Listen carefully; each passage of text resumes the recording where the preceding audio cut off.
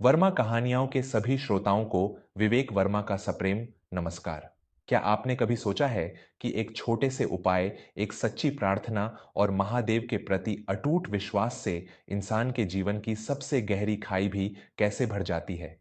19 अप्रैल वैशाख मास के शुक्ल पक्ष की तृतीया, जिसे पूरा ब्रह्मांड अक्षय तृतीया के पावन पर्व के रूप में पूजता है, एक ऐसा ही चमत्कारी दिन है। अक्षय का अर्थ ही है जिसका कभी क्षय न हो, जो कभी नष्ट न हो। इस दिन किया गया दान, पुण्य और विशेष रूप से किया गया शिव का उपाय जन्म जन्मांतर की दरिद्रता को मिटाकर जीवन में अपार धन वर्षा कर सकता है। पूज्य गुरुदेव प्रदीप जी मिश्रा के वचनों और शिव महापुराण के अचूक उपायों पर आधारित आज की यह कहानी सिर्फ एक कथा नहीं, बल्कि उस चमत्कार का प्रमाण है जो आपके जीवन को भी पूरी तरह से बदल सकता है। यह कहानी है चंदनपुर गांव में रहने वाले माधव और उनकी धर्मपत्नी सुमित्रा की। माधव एक समय में गांव का जाना माना व्यापारी हुआ करता था। उसका कपड़िडीडियों का व्यापार था और घर में सुख समृद्धि की कोई कमी नहीं थी।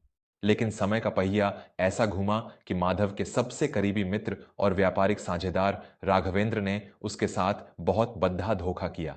राघवेंद्र ने धोखे से माधव के सारे कागजातों पर अंगूठा लगवा लिया और उसका सारा व्यापार, उसकी जमा पूंजी, सब कुछ हड्डच लिया। माधव रातों रात सड्डश्क पर आ गया।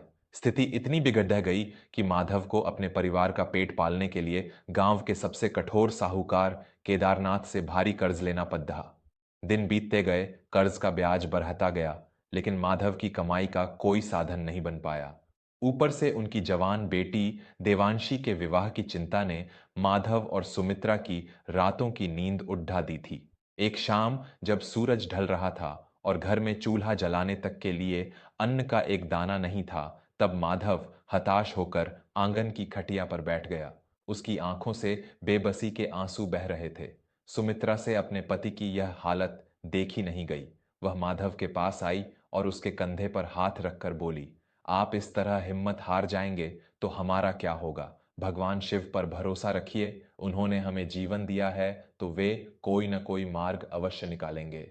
माधव ने रूंधे हुए गले से उत्तर दिया, सुमित्रा, मुझे अब कोई मार्ग दिखाई नहीं देता। आज साहूकार केदारनाथ के लोग आए थे। उन्होंने चेतावनी दी है कि अगर इस महीने के अंत तक कर्ज का आधा हिस्सा भी नहीं चुकाया गया तो वे हमारा यह पुश्तैनी घर नीलाम कर देंगे। और देवांशी, हमारी बच्ची के हाथ पीले कैसे होंगे? मुझे तो लगता है कि मेरे जीवित रहने का अब कोई अर्थ नहीं बचा है। यह सुनकर सुमित्रा का कलेजा कांप उठा। उसने तुरंत माधव के होंठों पर हाथ रख दिया और रोते हुए बोली, ऐसी अमंगल बातें मत कहिए।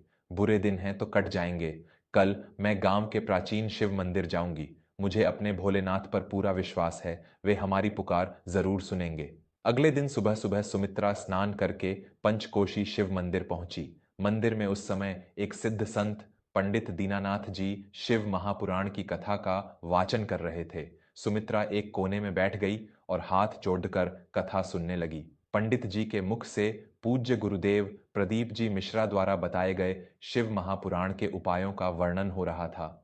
पंडित दीनानाथ जी व्यासपीठ से कह रहे थे, भक्तों, मनुष्य जब चारों तरफ से घिर जाता है, जब उसे लगता है कि उसके जीवन के सभी दरवाजे बंद हो गए हैं, तब उसे केवल एक ही चौखट याद आनी चाहिए, और वह है मेरे देवों के देव महादेव की चौखट।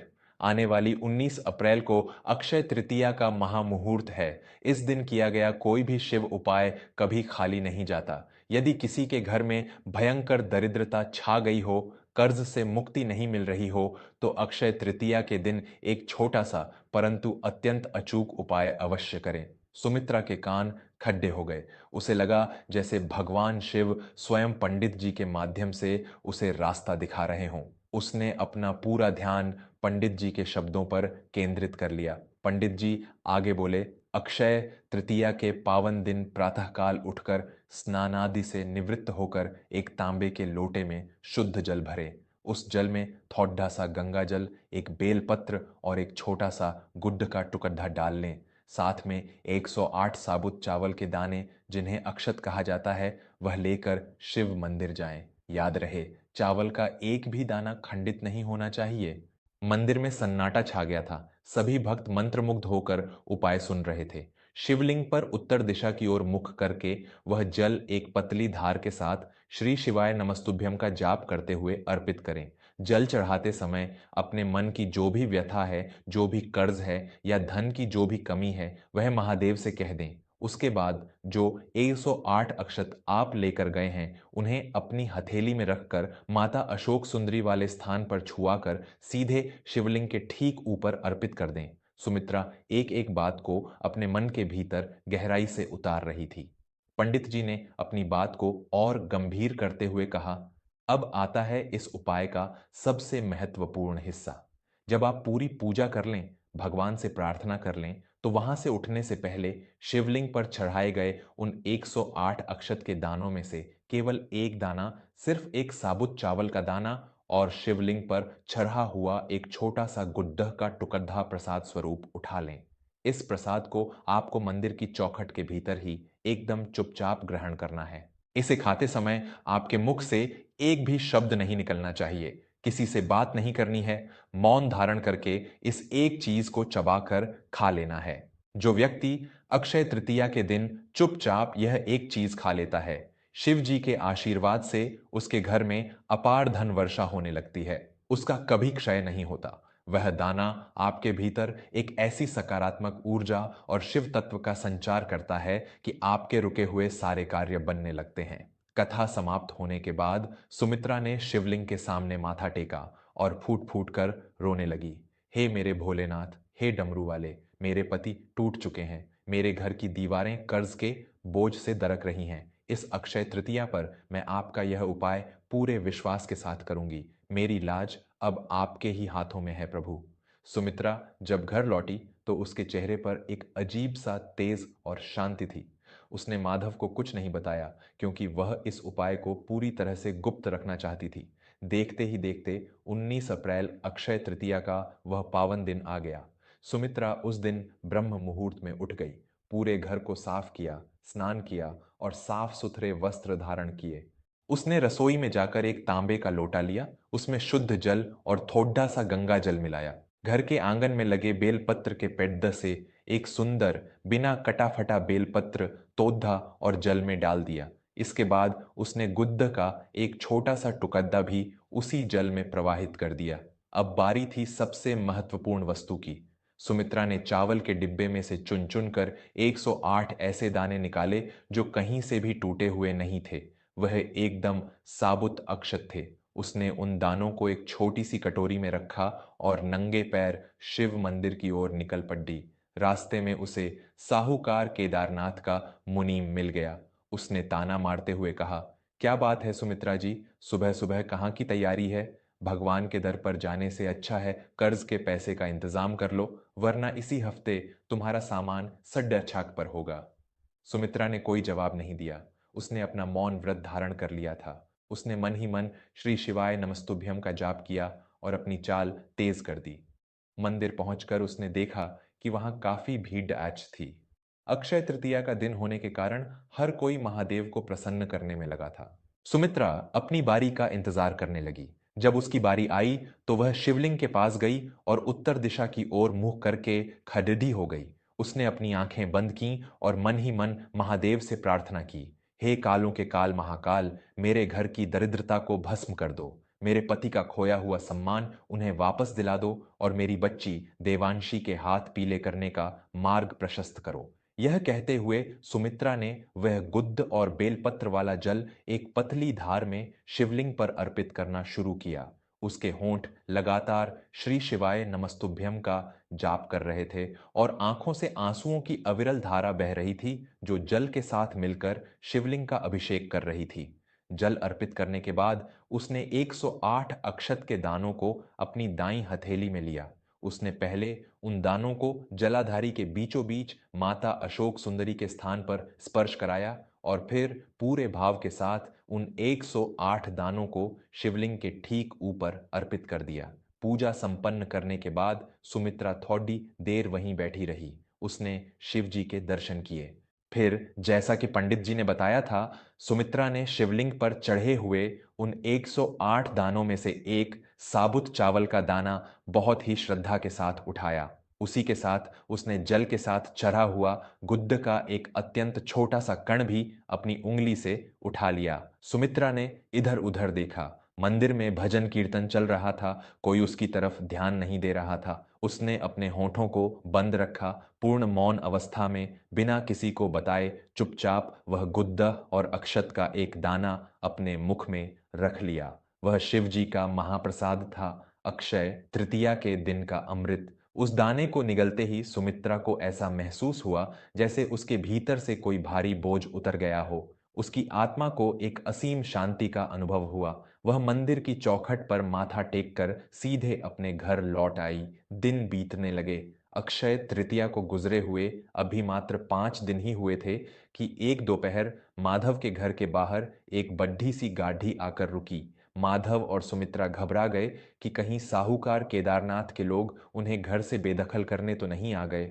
लेकिन गाढ़ी से जो व्यक्ति उतरा, उसे देखकर माधव के पैरों तले जमीन खिसक गई। वह कोई और नहीं बल्कि उसका पुराना व्यापारिक साझेदार राघवेंद्र था। राघवेंद्र की हालत बहुत खराब लग रही थी। उसके चेहरे पर हवाइयां उड्डड़ेच रही थीं। वह सीधा माधव के पैरों में गिर पद्दा और फूट फूट कर रोने लगा।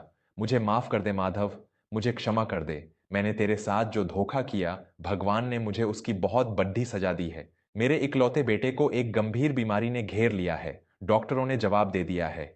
किसी संत ने मुझे बताया कि जब तक मैं उस व्यक्ति से माफी नहीं मांग लूंगा जिसके साथ मैंने छल किया है और उसका हक वापस नहीं लौटा दूंगा, तब तक मेरा बेटा ठीक नहीं होगा। माधव स्तब्ध खदहा था। उसे अपनी आंखों पर विश्वास नहीं हो रहा था। राघवेंद्र ने अपने कोट की जेब से कुछ कागजात निकाले और माधव के हाथ में रखते हुए बोला, यह तेरे व्यापार और उस गोदाम के असली कागजात हैं। मैंने तेरा जो भी पैसा हर डचपा था, वह सब मैंने तेरे बैंक खाते में वापस डाल दिया है, मैं ब्याज के। बस मुझे माफ कर दे मेरे भाई। माधव की आंखों से झरझर आंसू बहने लगे। उसने राघवेंद्र को उठाया और कहा, राघवेंद्र, तूने जो किया उसका फल तुझे मिला, लेकिन मैं आज भी तुझे अपना मित्र ही मानता हूं। भगवान तेरे बेटे को जल्दी स्वस्थ करे। सुमित्रा दरवाजे के पीछे खड़े ही यह सब देख रही थी।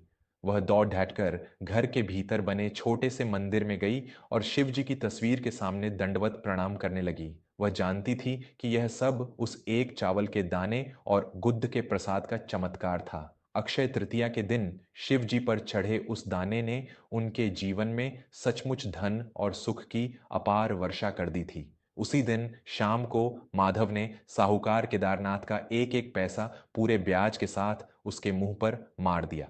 केदारनाथ भी माधव का यह नया रूप देखकर हैरान रह गया। कुछ ही हफ्तों में माधव का व्यापार फिर से उसी पुरानी चमक के साथ खडिदी ढाला हो गया। अब माधव पहले से भी बद्धा व्यापारी बन चुका था। महादेव की कृपा यहीं नहीं रुकी। उसी महीने देवांशी के लिए पास के एक बड्ढे शहर से एक बहुत ही संस्कारी और धनी परिवार का रिश्ता आया। लड्ढे हचके वालों ने बिना किसी दहेज की मांग के देवांशी को अपने घर की लक्ष्मी बनाने का प्रस्ताव रखा। देवांशी का विवाह बहुत ही धूमधाम से संपन्न हुआ। जिस घर में कुछ दिन पहले तक एक वक्त की रोटी के लाले पड्ढे थे, आज उसी घर में शहनाइयां गूंज रही थीं और घी के दिए जल रहे थे। दोस्तों, यह होती है भगवान शिव की महिमा। शिव महापुराण के उपाय और अक्षय तृतीया जैसे पावन दिन का यह संयोग किसी भी रंक को राजा बनाने की शक्ति रखता है। सुमित्रा ने जो चुपचाप वह एक दाना ग्रहण किया था, वह केवल एक चावल का दाना नहीं था, वह महादेव का साक्षात आशीर्वाद था जिसने उसके जीवन की सारी नकारात्मकता, सारे कर्ज और दरिद्रता को नष्ट कर दिया। अगर आपके जीवन में भी ऐसी ही कोई परेशानी चल रही है, कर्ज बढ़ गया है, धन आने के सारे मार्ग अवरुद्ध हो गए हैं या घर में बीमारियां और क्लेश खत्म होने का नाम नहीं ले रहे हैं, तो 19 अप्रैल के दिन इस अक्षय तृतीया पर यह उपाय अवश्य करके देखें। बस इतना ध्यान रखें कि आपका विश्वास डगमगाना नहीं चाहिए। जब आप वह जल अर्पित करें तो आपकी आत्मा सीधे शिव से जुड़नी चाहिए, और जब आप वह एक दाना और गुड्ड चुपचाप खाएं तो आपके मन में यह दृढ़ विश्वास होना चाहिए कि अब मेरी नया मेरे महादेव के हाथों में है। अगर आपको वर्मा परिवार द्वारा सुनाई गई यह कहानी और यह जानकारी पसंद आई हो, तो इस वीडियो को अपने परिवार और मित्रों के साथ अवश्य साझा करें। क्या पता आपके एक शेयर से किसी परेशान व्यक्ति को राह मिल जाए और उसका भी घर बस जाए। सच्चे मन से कमेंट्स में हर हर महादेव या श्री शिवाय नमस्तुभ्यम लिखना न भूलें। मैं विवेक वर्मा अब आपसे विदा लेता हूं। जल्द ही मिलूंगा एक नई कहानी, एक नई सीख और एक नए चमत्कार के साथ। तब तक के लिए अपना और अपने परिवार का ख्याल रखें। महादेव आप सब पर अपनी कृपा दृष्टि बनाए रखें। हर हर महादेव।